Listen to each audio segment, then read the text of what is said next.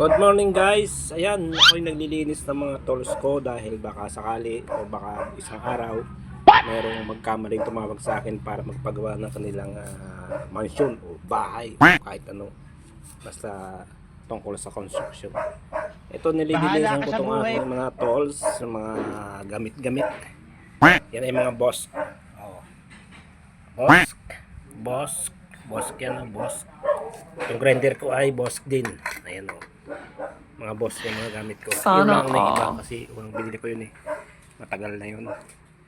Tapos ito naman label ko ay Stabila. Original yan. Ayan, mga napili ko noon pa.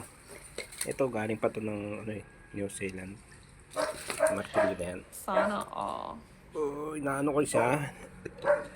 Nililinisan ko kasi baka merong magkamaling tumawag sa akin ng patrabaho.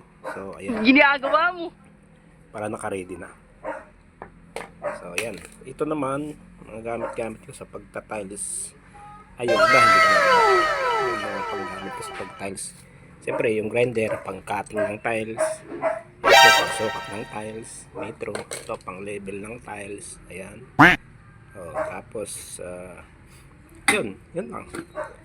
Tapos yan pang carpenter works naman to. Ang galing, ang galing. Ayan, pang electrical. Ayan, kahit hindi tayo masyadong gumagawa sa electrical, meron din tayo nyan. So ayun nga guys, ang aking mga tools. Dahil ako ay wala nung masyadong trabaho ngayon dahil tapos na yung aking extrahan kapon. So dilinisin ko na sakaling may tumawag sa akin anytime ay ako ay yan, meron akong mga gamit na gagamitin. Ayan guys, thank you so much. Yan.